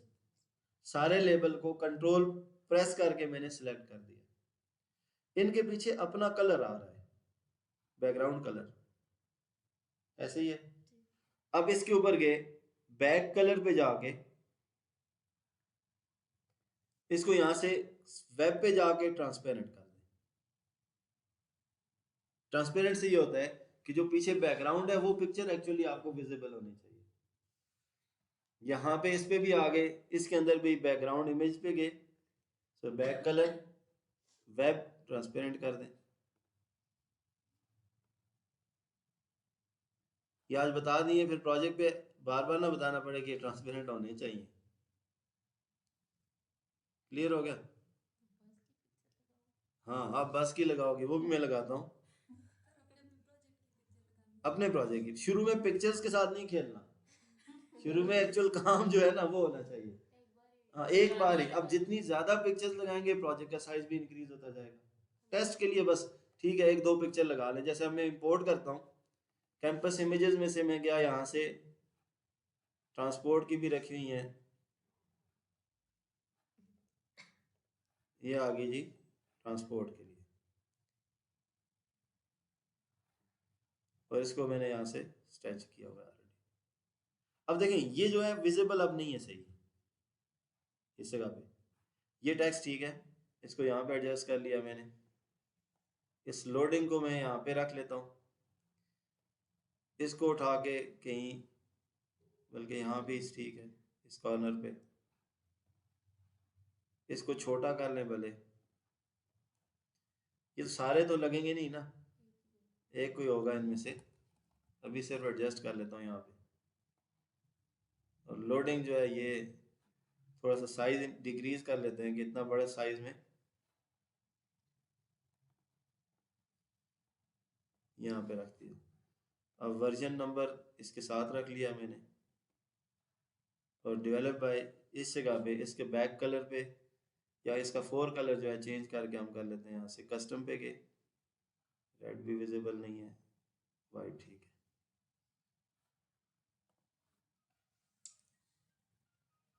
ठीक है, अब इसको मिनिमाइज करें तो ये एक्चुअल आपके पास आ गया यहाँ पे। बात समझ गए यहाँ तक कि आपका प्रोजेक्ट स्टॉप किया मैंने, तो ये चीज़ आएगी स्क्रीन। ये पहली स्क्रीन है, ठीक है। उसके बाद अब वापस अपने विजुअल स्टूडियो पे इसको स्टॉप कर लिया। यहाँ तक क्लियर है? ठीक है, अब आगे जो करना है वो है लॉगिन का कोड। कराऊँ आगे? अच्छा, अब इसी पे ऊपर डेटाबेस जब आपने बनाई है, स्टार्ट में भी लेक्चर लिए हैं एक दो हमने। Right click add new item, new item में से डेटाबेस के लिए डेटा पे गए, सर्विस बेस्ड डेटाबेस, और डेटाबेस का नाम मैंने रख दिया ट्रांसपोर्ट मैनेजमेंट सिस्टम डीबी। नाम 1 2 3 भी हो सकता है, डेटाबेस 1 2 3 भी हो सकता है, रेलेवेंट रखें ताकि आइडिया हो कि हाँ ट्रांसपोर्ट डेटाबेस, ट्रांसपोर्ट का प्रोजेक्ट, ट्रांसपोर्ट के अंदर ये इंटरफेस ऐड कर लिया। डेटाबेस इसलिए ऐड कर रहे हैं कि स्प्लैश के ऊपर हमें कोई चीज़ डेटाबेस से नहीं चाहिए थी, लेकिन जब हम लॉगिन की बात करते हैं तो उसके अंदर तो यूज़र का आईडी और पासवर्ड होना चाहिए। हाँ, हम एक चीज़ फिक्स भी रख सकते थे, एक वेरिएबल के अंदर रख लें user ID admin, password admin, और फिर वो जो आए तो लिखे भी एडमिन एडमिन, तो लॉगिन हो जाएगा। सी में भी ऐसे कंपोनेंट बनाते हैं लोग, तो हम उससे रिलेटेड नहीं कर रहे। अब मैंने यहाँ पे आके डबल क्लिक किया, अब सारों के प्रोजेक्ट के अंदर एक टेबल बनेगा जिसका नाम होगा यूजर रिकॉर्ड। यूजर कीवर्ड है, यूजर रिकॉर्ड इसलिए कह रहा हूँ। अक्सर वाइवा में पूछ सकते हैं कि इसका नाम यूजर क्यों नहीं है, तो डेटाबेसेस के अंदर यूजर क्या है, एक कीवर्ड है। ऐड न्यू टेबल कर लिया हमने, यहाँ पे आके मैंने रख दिया यूजर रिकॉर्ड, REC कर दिया, ठीक है। अब यूजर के अंदर जो उसका प्राइमरी फील्ड होगा वो यूजर आईडी है। अब यूजर आईडी फिजा भी हो सकता है, हाजरा भी हो सकता है, नासिर 1 2 3 भी हो सकता है, ठीक है। नासिर महमूद 1 2 3 भी हो सकता है, 1 2 3 भी यूजर आईडी हो सकती है। तो मैंने डेटा टाइप इसकी रख ली वारचार। आप सब जगहों पे डेटा टाइप क्या रखें, वारचार रखें। जहां पे हाँ कंफर्म हो कि इधर डेट आएगी डेट रख दें, जहाँ पे कंफर्म हो कि इधर ये चीज आएगी नंबर्स है तो न्यूमेरिक कैरेक्टर रख दें। अदरवाइज सब जगहों पे क्या रखें, वारचार। यूजर आईडी, दूसरे नंबर पे पासवर्ड, शॉर्ट लेंथ मैंने रख दिया PASS। पासवर्ड में भी कॉम्बिनेशन होने चाहिए, तो इसको भी क्या कर दिया, वारचार रख दिया। अब यूजर टाइप यू टाइप मैंने रख दिया। टाइप भी क्या है, क्या कीवर्ड, यूजर भी कीवर्ड, टाइप भी कीवर्ड, इंट फ्लोट कैरेक्टर ये भी क्या है, कीवर्ड। यूजर टाइप को मैंने रख दिया वारचार। अब एक टेबल, उसके 3 कॉलम्स, टेबल का नाम क्या है, यूजर रिकॉर्ड या यूजर इन्फो। अपडेट कर दें तो सारों के डेटाबेस के अंदर ये इंटिटीज पे डिपेंड नहीं कर रहा, ये यूजर के लिए हमेशा ये टेबल लाजमी होगा। अब अगर आप टाइप नहीं रखना चाहते, आप कहते हैं ये सिंगल यूजर, टाइप की जरूरत नहीं है, तो फिर ये कॉलम भी नहीं होगा, सिर्फ यूजर आईडी और क्या होगा, पासवर्ड होगा। टेबल को एक्सटेंड किया, यहाँ पे टेबल आ गया यूजर रिकॉर्ड का, इसको क्लोज कर लिया। यहाँ पे ये ऑलरेडी डन हो गया, इसको भी क्लोज कर लें। ये इसका फॉर्म है, ये भी क्लोज कर लिया, ये भी क्लोज कर लिया।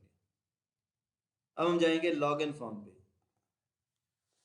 अब लॉग इन फॉर्म पे फॉर्म की डिजाइनिंग डिपेंड करता है कि आपने किस तरह से इसको डिजाइन करना है कि यूजर आए,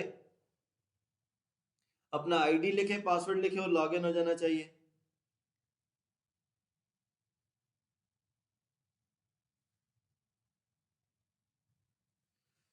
या यूजर आए, अपना आईडी लिखे, पासवर्ड लिखे और अपनी टाइप बताए, फिर लॉगिन होना चाहिए। अब लॉगिन फॉर्म जो है, बेस्ट अप्रोच ये है कि जितना साइज आपने इसका रखा हुआ है स्प्लैश स्क्रीन का, लॉगिन का साइज भी वही रखें। प्रॉपर्टीज पे गए तो हमने रखा था, इसको मैंने कॉपी कर लिया यहाँ से, लॉगिन पे गए, प्रॉपर्टीज पे गए, इसको डबल क्लिक करके इधर पेस्ट कर दिया। बात समझ गए? अब लॉगिन के ऊपर खुद बटन होंगे लॉगिन और कैंसिल। तो यहां से इसकी भी प्रॉपर्टीज पे जाके form startup position centre, form border style none. Clear हो गया? अब इसके बैकग्राउंड में जो पिक्चर होनी चाहिए वो प्लेन पिक्चर होनी चाहिए या फिर प्लेन कलर होना चाहिए। ये नहीं है कि जगह जगह पे आप पिक्चर्स इंसर्ट करेंगे और इस तरह की चीजें। अगर आप ये शॉपिंग मॉल्स वगैरह पे जाएं तो देखा होगा बिल्कुल सिंपल सी स्क्रीन होती है, बड़े बड़े टेक्स्ट बॉक्सेस बने होते हैं और उसके ऊपर वो सारी एंट्रीज कर रहे होते हैं। अब लॉगिन के ऊपर जो हमें रिकॉर्ड लेबल्स वगैरह चाहिए, डेटाबेस को मैं यहाँ से ऑटो हाइड कर लेता हूँ, टूल बॉक्स को एक्सपेंड करता हूँ। पहला लेबल ले लिया इंटर यूजर आईडी का, फिर इंटर पासवर्ड का और सिलेक्ट यूजर टाइप। फिर पहले टेक्स्ट बॉक्स चाहिए जिसमें सिंगल वैल्यू इनपुट होगी, फिर टेक्स्ट बॉक्स चाहिए जिसके अंदर आपने वैल्यू पासवर्ड एंटर करना है, और फिर ड्रॉप डाउन लिस्ट है, कंबो बॉक्स है, जिसके अंदर से आप टाइप क्या करेंगे, सिलेक्ट करेंगे। जी जी, पहले बता दिया, परेशान होने की जरूरत नहीं है। बटन ड्रैग एंड ड्रॉप कर लिया यहाँ पे, इसलिए बताया कि सब के लिए कॉमन है। और दूसरा बटन, इसी को इसी साइज का डुप्लीकेट भी कर सकते हैं, कंट्रोल प्रेस रखें, उठा के यहाँ पे डुप्लीकेट कर दें। लेकिन जब इवेंट ना बना हो, एक बार अगर आपने क्लिक करके इवेंट बना दिया, फिर ऐसे डुप्लीकेट नहीं करना। अब ये लेबल आ गए, ये टेक्स्ट बॉक्सेस आ गए, ये बटन आ गया, ये बटन आ गया। क्या ये प्रॉपर प्रोटोटाइप है? ये अभी प्रॉपर प्रोटोटाइप नहीं बनी। इसको ऑटो हाइड किया मैंने, प्रॉपर्टीज को एक्सपेंड कर दिया, लेबल 1 पे क्लिक कर दिया, इसकी टेक्स्ट प्रॉपर्टी पे गए, इधर मैंने लिख दिया इंटर यूजर आईडी और साथ स्टेरिक डाल दिया सिंबल, ये मैंडेटरी है। एक बार जब टेक्स्ट चेंज किया है, अगले पे जाके दोबारा क्लिक करने की जरूरत नहीं है। आप लिखते हैं इंटर पासवर्ड और ये भी मैंडेटरी है, सिलेक्ट टाइप, ये भी मैंडेटरी है। ठीक है, ये आ गया लॉगिन, ये आ गया कैंसिल। क्लियर हो गया?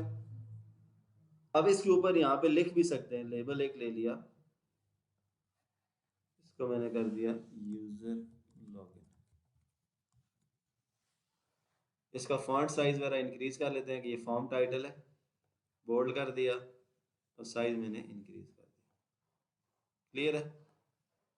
स्प्लैश स्क्रीन ऑलरेडी टेस्ट हुआ था ना, क्या उसे दोबारा चेक करने की जरूरत है? जब उसे दोबारा नहीं चेक करना तो फिर हम क्यों वेट करें? हम पहले रन करें, पहले स्प्लैश चले और फिर लॉगिन आना चाहिए।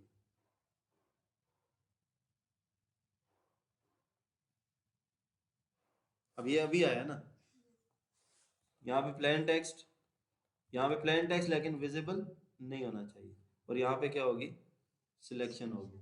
एलिमेंट डालेंगे तो सिलेक्शन होगी।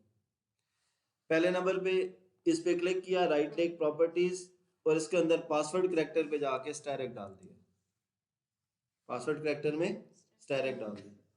यहाँ पे क्लिक किया, एडिट आइटम पे गए, ट्रांसपोर्ट का प्रोजेक्ट है, मैंने लिख दिया एडमिन होगा, ऑपरेटर होगा, सिर्फ जस्ट ये दो मैंने रख दिया, एडमिनिस्ट्रेशन है या फिर डेटा एंट्री ऑपरेटर है। ओके कर दिया। अब हम कहते हैं कि हमें बार बार स्प्लैश स्क्रीन ना चलानी पड़े, तो हम प्रोग्राम डॉट सी एस पे जाएंगे, जहाँ पे स्टार्टअप पोजीशन थी स्प्लैश स्क्रीन, तो हम इधर रख लेते हैं एफ आर एम लॉगिन। अब डायरेक्टली हमारा फॉर्म रन हुआ करेगा लॉगिन वाला, टाइम वेस्ट ना होता आगे टेस्टिंग के लिए भी कि टीचर को चेक कराना है तो फिर जीरो से। ठीक है, स्टॉप कर लिया इसको मैंने। यहाँ तक हमारा काम कि हमने जो प्रोटोटाइप था वो कंप्लीट कर लिया, कोड नहीं किया। यहाँ पे आके सिलेक्शन कर सकते हैं। अब इसको लिंक करना है किसके साथ, डेटाबेस के साथ। जो लास्ट लेक्चर थे डेटाबेस वाले जिसमें हमने कनेक्टिविटी की थी, वही कंसेप्ट थोड़ा सा रिपीट होगा। क्या करते थे वहां पे, पहला काम पाथ सेव करते थे, फिर क्यूरीज लगा के डेटा फेच करते थे। अब क्यूरी लगा के डेटा फेच नहीं करना, बल्कि क्यूरी लगा के डेटा की मैचिंग करनी है कि जो यूजर ने आईडी यहाँ लिखा है वो आईडी इस आईडी के साथ मैच हो रहा है या नहीं, जो यहाँ पे सेव है। जो इधर पासवर्ड लिखा है वो इस पासवर्ड से मैच हो रहा है या नहीं, और जो उसकी टाइप है वो इस टाइप से मैच हो रही है या नहीं। अगर मैच हो रही है तो ठीक है, लॉगिन कर लें। और अगर मैच नहीं हो रही तो उसको क्या पैसे मिलना चाहिए, इनवैलिड यूजर आईडी और पासवर्ड। अब इन टेक्स्ट बॉक्सेस को, इन कंट्रोल्स को नाम लाजमी देना है। आगे जितने भी काम हमारे होंगे तो इन कंट्रोल्स को लाजमी नाम दिया करेंगे। राइट क्लिक प्रॉपर्टीज, प्रॉपर्टीज के अंदर इसका आईडी यहाँ पे होगा, नेम जो है ये टेक्स्ट बॉक्स 1 मैं रखता हूँ txt uid। क्या नाम रखा, txt uid। नेक्स्ट पे गए, इसको रखा हमने txt pass पासवर्ड, और नेक्स्ट को रखा cmbo टाइप।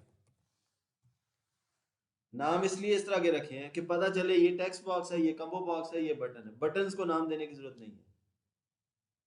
अब हम इस फॉर्म के ऊपर जो ब्लैंक एरिया है इस पे डबल क्लिक करते हैं तो कौन सा इवेंट आया, लोड इवेंट।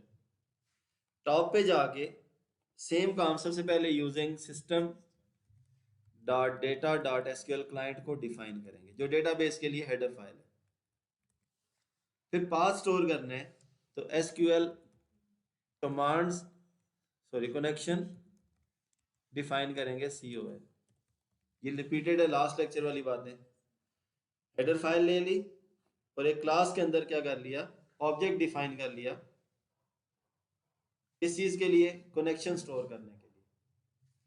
अब कनेक्शन को इनिशियलाइज कहाँ करते थे, लोड इवेंट के ऊपर। लोड इवेंट पे आए, लिखा यहाँ पे connection equal to new SQL connection, और न्यू कनेक्शन के अंदर यहाँ पे डबल कोटेशन के अंदर डेटाबेस पे गए, राइट क्लिक प्रॉपर्टीज, प्रॉपर्टीज से ये कनेक्शन स्ट्रिंग पे डबल क्लिक किया, राइट क्लिक कॉपी, और यहाँ पे आके पेस्ट कर दिया। अब स्टार्ट में डबल कोटेशन और एंड में डबल कोटेशन होनी चाहिए, इसके अलावा नहीं होनी चाहिए। ये एक एक्स्ट्रा, इसको रिमूव कर दिया मैंने। मूव करते गए, ये एक एक्स्ट्रा, इसको रिमूव कर दिया मैंने। अब एक स्टार्ट में और एक एंड पे। लास्ट लेक्चर में मैंने आपको कहा था कि जो सिंगल बैक स्लैश है इसको क्या करना है, डबल करना है। अब उसको डबल करने की जरूरत नहीं है। स्टार्ट में जहां पे डेटा सोर्स से पहले डबल कोटेशन है उधर @ सिंबल डाल दें। जब @ डाल देंगे तो ये डबल कोटेशन वाला जो बैक स्लैश थी वो वाला कंसेप्ट खत्म हो जाएगा कि आप डबल बैक स्लैश क्यों डालते हैं। अब सिर्फ और सिर्फ हमने क्या किया, यहाँ पे @ डाल दिया। इसको हटाएंगे तो एरर देगा इन जगहों पे, और यहाँ पे इंसर्ट कर ली तो फिर वो एरर नहीं देगा। बस ये स्टार्ट वाली डबल कोटेशन हो और आखिर वाली डबल कोटेशन होनी चाहिए। यहाँ तक क्लियर है, कोई चीज न्यू डिफाइन नहीं की। यहाँ पे हमने हेडर फाइल ली, कनेक्शन का ऑब्जेक्ट बनाया और ऑब्जेक्ट को स्टोर कर लिया पाथ डेटाबेस। वापस अपने फॉर्म पे जाएं, लॉगिन पे डबल क्लिक करें। अब पहले माइंड में कंडीशन बना लें, यूजर अगर यहाँ पे डेटा नहीं लिखता, ये नहीं लिखता, ये सिलेक्ट नहीं करता, तो अगर इसे वो क्लिक करे तो उसे मैसेज मिलना चाहिए कि इंटर मैंडेटरी फील्ड या इंटर ऑल फील्ड या इंटर यूर रिकॉर्ड। क्लियर है। फिर एल्स पे जाना चाहिए, डबल क्लिक किया मैंने तो पहला इफ कोड आ गया txt user ID dot text compare करेंगे equal equal to null string के लिए डबल कोटेशन, यूजर आईडी अगर खाली हो तो हम एक मैसेज दे सकते हैं इंटर यूजर आईडी। मैं कहता हूँ नहीं, सब के लिए एक ही मैसेज रखेंगे और, या और ऑपरेटर आ गया, txt password dot text equal equal to null, ID खाली हो पासवर्ड खाली हो और combo type dot selected item. अब type dot selected item equal equal to null. अब इधर ये नल पे वो क्या कर रहा है, ग्रीन अंडरलाइन कर रहा है। ये जो स्ट्रिंग है इसके लिए नल यूज होगा एन यू डबल एल। अब एक्सेप्शन नहीं आ रहे, जो टेक्स्ट बॉक्सेस थे वो डायरेक्ट कंपेयर हुए नल स्ट्रिंग से, और जो कम्बो बॉक्स था वो नल वैल्यू से कंपेयर होगा। अपना अपना फॉर्मेट है ना, यहाँ पे ऑलरेडी वैल्यू गिवन होती है कि गिवन वैल्यू में से कोई सिलेक्टेड नहीं है, और यहाँ पे क्या है कि राइट ही नहीं की, तो हमने डायरेक्टली कंपेयर किया, डबल क्लिक किया तो इसका एक ब्लॉक बना दिया। अब हम देंगे यहाँ पे एक message, message box dot show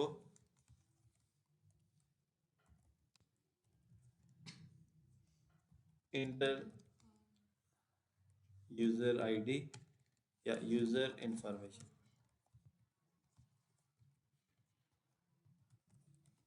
stamina है, चलेगा काम, ये ना बस सो जाए इधर ही। ठीक है, यहाँ तक टेस्ट कर लें।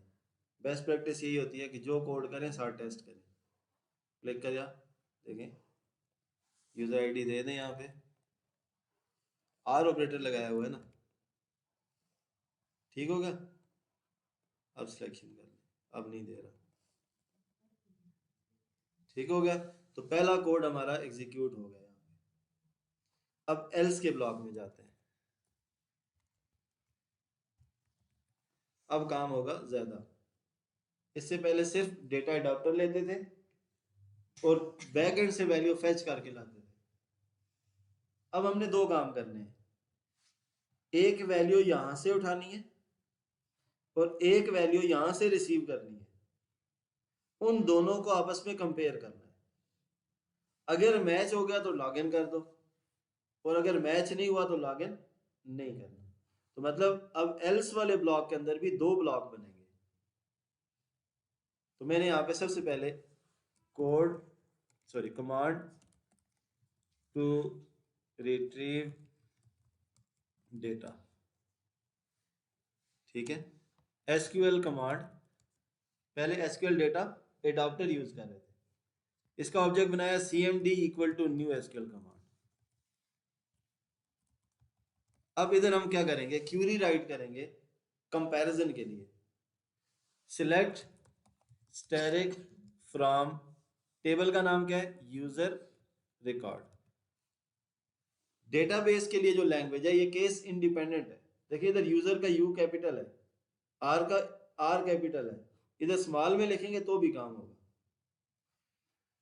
सिलेक्ट की क्यूरी लगा दी है स्टैटिक आर रिकॉर्ड के लिए, किस टेबल के ऊपर, यूजर रिकॉर्ड वाले टेबल के ऊपर। अब हम मैच करेंगे तो वेयर की क्लास यूज करेंगे, where user ID equal to, C के अंदर सी प्लस प्लस के अंदर लैंग्वेजेस के अंदर मैचिंग इक्वल इक्वल टू से होती है।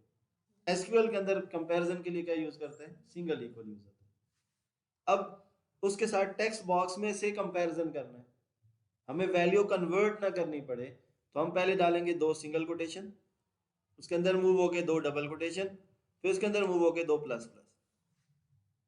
इधर लिख देंगे txt यूजर आईडी डॉट, जो इसमें टेक्स्ट है।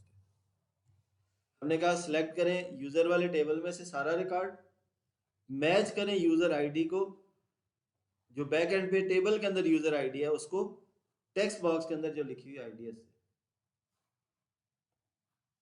सेम। अगर सी के अंदर होता तो हम एंड इस तरह से लिखते, एसक्यूएल के अंदर लिखेंगे एंड और आर डायरेक्टली डिस्क्रिप्टिव लिखे जाते हैं। अगला फील्ड कौन सा है, पासवर्ड, उससे मैच करेंगे दो सिंगल कोटेशन, दो डबल कोटेशन, दो plus plus. txt password dot text. अब तीसरी चीज कंपेयर करेंगे एंड। अब उधर क्या होता है कि आप first value then second value फिर थर्ड वैल्यू। रियल लाइफ के अंदर तो हम कॉमे डाल के फिर आखिरी में एंड डालते हैं, इधर एंड ही होंगे।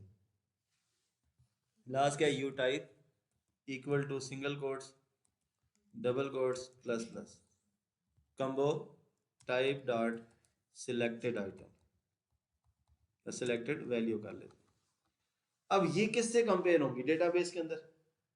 तो डेटाबेस का पाथ हमें लास्ट पे जाके CON लिखना पड़ेगा। दोबारा से इसको देख लें। सबसे पहले SQL कमांड डिफाइन की हमने। SQL कमांड के अंदर हमने यहाँ पे लिख दिया सिलेक्ट स्टैटिक फ्रॉम टेबल का नाम यूजर रिकॉर्ड, मैच करो यूजर आईडी को टेक्स्ट बॉक्स में आईडी के साथ, इस आईडी के साथ, पासवर्ड को इसके साथ और टाइप को इसके साथ। एंड इसलिए लगाया कि चारों एग्जैक्टली मैच होने चाहिए। ये ना हो कि आईडी मैच होता है पासवर्ड नहीं मैच हो रहा और टाइप मैच हो जाती है और हम क्या करवा लें उसे लॉग इन करवा लें। वो ऑपरेटर का डिफरेंस भी हम देखते हैं। अब इसके पहले जब हम एडॉप्टर यूज कर रहे थे तो हमें डेटा सेट लेना पड़ता था। अब हम डेटा सेट नहीं लेंगे। यहाँ पे जब हम कमांड लिखते हैं तो हम यूज करेंगे SQL data reader. SQL data reader use करेंगे। रीडर का काम इस कमांड में से डेटा लेना, टेबल में से डेटा लेना और उसको मैच करना है। रीडर का ऑब्जेक्ट R बना दिया। जब भी डेटाबेस में से डेटा रीडिंग करनी हो तो आपको कनेक्शन ओपन करना पड़ेगा। जैसे बुक रीड करनी है तो पहला काम बुक ओपन करें और फिर रीड करें। कमांड ले ली, डेटा रीडर ले लिया, कनेक्शन को ओपन किया ताकि हम ऑपरेशन परफॉर्म करें। अब रीडर रीड और राइट के लिए यूज होता है। हम लिखते हैं R equal to CMD dot execute reader.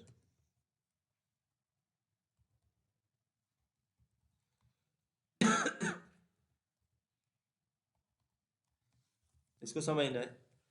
देखिए कमांड हमने डिफाइन की थी, रीडर लिया ताकि ये डेटा रीडिंग करेगा, कनेक्शन ओपन किया कि पहले कनेक्शन ओपन हो फिर ये रीडिंग करेगा। तो हमने कहा रीडर को क्या कमांड के अंदर जो स्टेटमेंट मेंशन है ये ऊपर, इसको क्या करे रीड करे।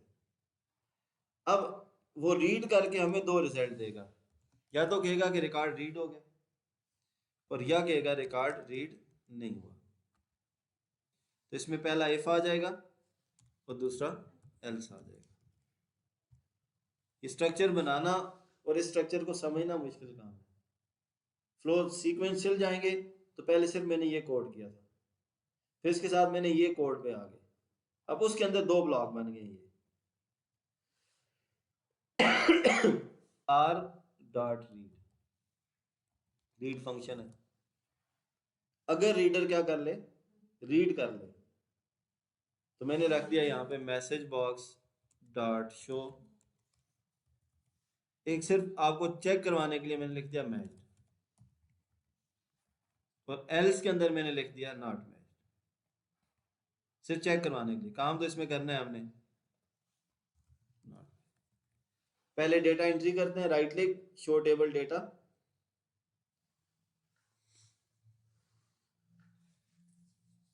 और ये जो यूजर्स के रिकॉर्ड होते हैं ये फर्स्ट टाइम आपको जो कंपनी सॉफ्टवेयर मैन्युफैक्चर करके दे रही है, एक यूजर खुद बना के देते हैं, फिर बाकी यूजर आप क्रिएट कर सकते हैं साथ साथ।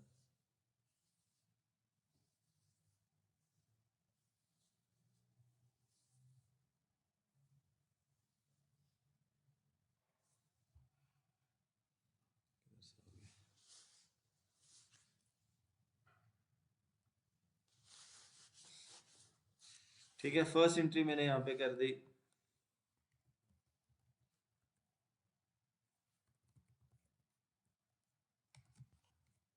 ठीक है, मैंने यूजर आईडी हाजरा रख दिया, पासवर्ड 123321 और टाइप मैंने एडमिन रख दी। अगले रो पे गए, गेस्ट रख दिया, पासवर्ड भी गेस्ट रख दिया और ऑपरेटर रख दिया। ठीक है, दो यूजर हमने बना दिए। अब इसको टेस्ट करते हैं उसके अकॉर्डिंग। कोड भी सामने रखें, डेटाबेस को भी सामने रखते हैं। कोड फर्स्ट लाइन से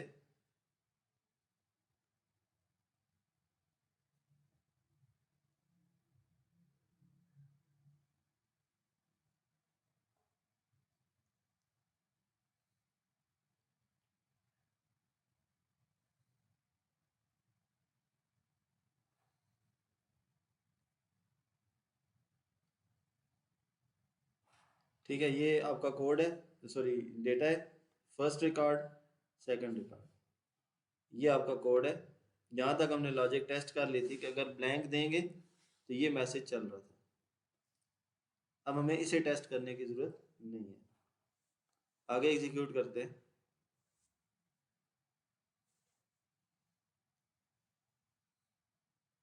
यूज़र आईडी मैंने लिख दिया, पासवर्ड मैंने 123 123 123 लिख दिया, और टाइप मैंने रख दी admin। कितनी चीज़ें मैच हुई हैं? यूज़र आईडी हाजरा, पासवर्ड है 123321, तो मैंने लिखा 123 123 123, क्या मैच हो रहा है? और पासवर्ड टाइप मैंने रख दी एडमिन, वो मैच हो रही है। अब इसको चेक करते हैं, क्या कहता है? नॉट मैच, मतलब आपकी लॉजिक ठीक है। अब मैं लिखता हूँ 123321, ठीक है। अब यहाँ पे वो कह रहा है कि एक बार आपने ऑपरेशन परफॉर्म किया था, ये ओपन था, दोबारा कर रहे हैं तो ये ओपन नहीं होना चाहिए, इधर क्लोज हो जाना चाहिए और फिर होना चाहिए। अब इसके लिए जो लॉजिक है, ये रीड और नॉट रीड वाली कहानी मैं यहाँ से ख़त्म करता हूँ, ठीक है। जब रीड होगा तो वो अगले डैशबोर्ड पे चला जाना चाहिए। जैसे आप मेल लॉगिन करते हैं तो अपने मेल इनबॉक्स पे चला जाता है। तो मैं यहाँ पे एक फॉर्म बनाता हूँ, right click, add new item, window form, इसको नाम रख दिया FRM मैन। सबका यही होगा, ठीक है। मैन फॉर्म को मैंने रीसाइज कर दिया। अब कोड पे आ गए। हमने कहा कि जब रीड कर रहा हो तो रीडर को क्लोज कर दो, वो ऑपरेशन अब क्लोज होना चाहिए। कनेक्शन भी हमने ओपन किया था रीडर के लिए, तो कनेक्शन भी क्या हो जाना चाहिए? क्लोज हो जाना चाहिए। ये दोनों तो क्लोज हो जाएंगे, वो जाए कहाँ पे? तो FRM मैन, उसका object equal to new FRM main और FRM डॉट शो, और जो करंट है वो क्या हो जाना चाहिए? This dot hide. ये हमने रीड वाले ब्लॉक में रख दिया, और जो एल्स वाला ब्लॉक है वहां पे सिर्फ रीडर और कनेक्शन क्लोज होंगे। इधर हम लिख देंगे इनवैलिड यूजर आईडी और यूजर रिकॉर्ड या इंफॉर्मेशन। अब एग्जीक्यूट कर लें इसको। दोनों ब्लॉक कंप्लीट कर लिए हैं। अब मैंने यहाँ पे लिख दिया, इधर टाइप सेलेक्ट कर ली, यहाँ पे ऑपरेटर, पासवर्ड ठीक लिखा है, आईडी भी ठीक लिखा है, invalid user record. Type change कर लें, ठीक है। इसमें 123321 में देख लेते हैं ज़रा, HAJIR,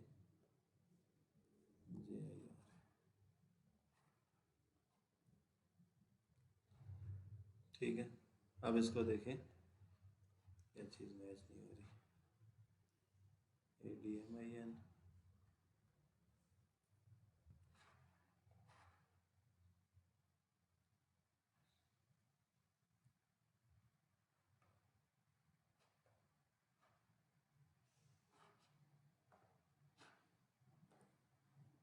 ABCN,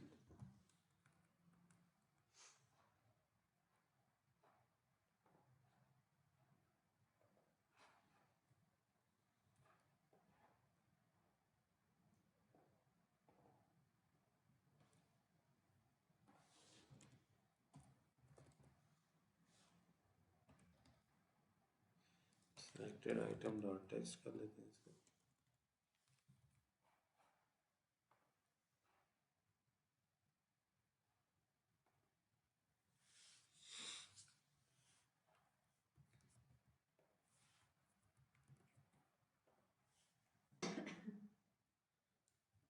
ठीक हो गया। अब वहाँ पे मैंने कोड में लिखा हुआ था सिलेक्टेड वैल्यू, ठीक है, ये यहाँ पे इसको सिलेक्टेड आइटम कर दिया, तब वो उसने मैच कर लिया।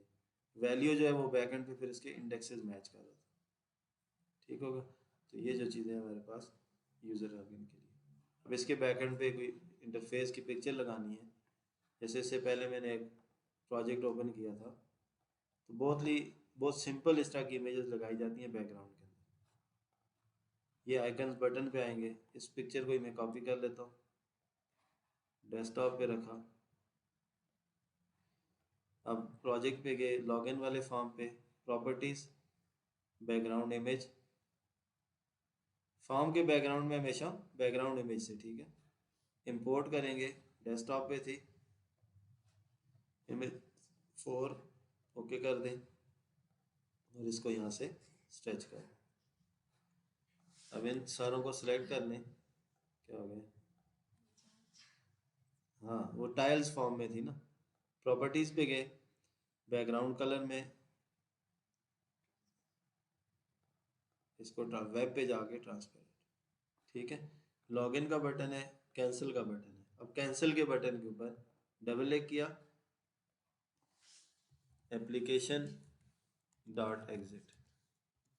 इस पे पूछ भी सकते हैं, are you sure you want to close this application, वो जो डायलॉग वाला काम हमने किया था, तो वो नहीं कर रहा मैंने जस्ट ये। अब लॉगिन पे गए, राइट क्लिक, प्रॉपर्टीज, यहाँ पे भी इमेज लगानी है, इमेज पे गए, यहाँ से इस पे इंपोर्ट करके जो लॉगिन वाली इमेजेस हैं, दूर जाना पड़ेगा,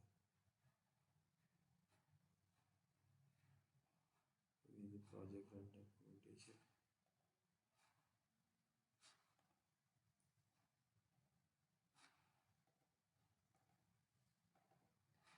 ठीक है, लॉगिन के लिए ये पिक्चर लगा ली मैंने। ठीक है, साइज वगैरह बताता हूँ। फिर कैंसिल पे गए, प्रॉपर्टीज, इमेज पे गए, इंपोर्ट कर ली, ये कैंसिल पे कर दिया। अब इन दोनों बटन को सिलेक्ट किया, प्रॉपर्टीज पे गए, बटन साइज पे जाके मैंने इसको रख दिया 85, 85। फिर इसके ऊपर टेक्स्ट लिखा हुआ है, टेक्स्ट पे जाके स्पेस दे के एंटर कर दें, कि इसके ऊपर टेक्स्ट नहीं होना चाहिए। इमेज पे जाके इमेज साइज पे गए,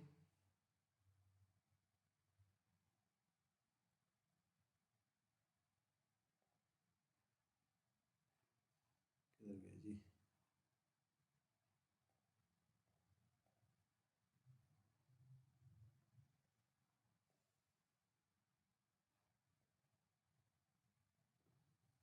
यहाँ पे इसको कर दिया फ्लैट, फ्लैट अपीयरेंस पे जाके बॉर्डर साइज को कर दिया 0,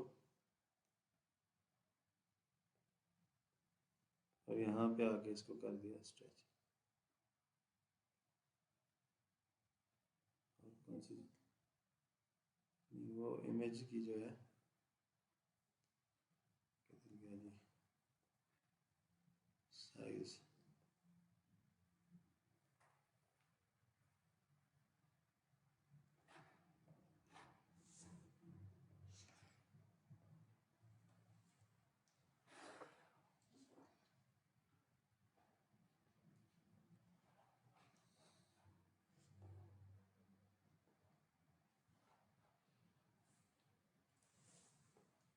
इधर बटन नहीं छोड़ सकते, पिक्चर ही लगा। किधर बटन जो आइकन होते हैं ना, ठीक है, इन दोनों को मैं बैकग्राउंड इमेज में से लगा देता हूँ इमेज।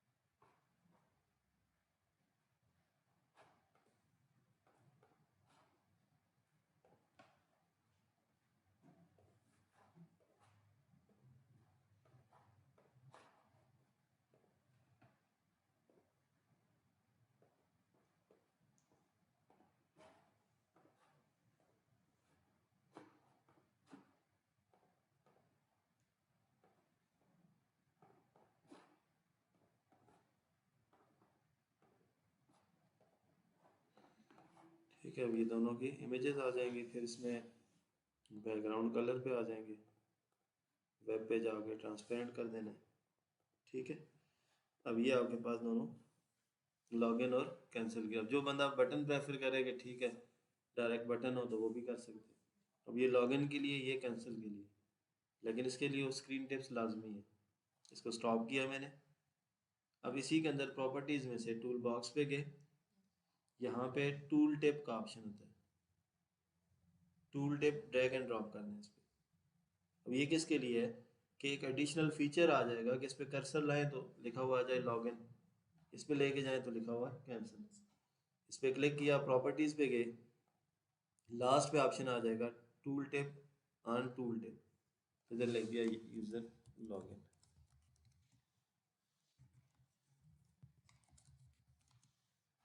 यहाँ पे आ गया यूज कैंसिल। अब एग्जीक्यूट करें, कर्सर लेके आएंगे तो यहाँ पे यूज़र लॉगिन कैंसिल। इन पे भी लगा सकते हैं, लेकिन इनके पीछे टेक्स्ट ऑलरेडी लिखा हुआ है। ठीक हो गया। अब ये फ्लो में जाएगा कैसे, प्रोग्राम डॉट सी एस पे आ गए सोल्यूशन एक्सप्लोरर में से, और स्टार्टअप किसको रखेंगे, FRM स्प्लैश को। अब आपका जो एक फ्लो है कि सबसे पहले स्प्लैश आएगा, फिर लॉगिन आएगा, और फिर आप जो है वो होम पेज पे जाएंगे।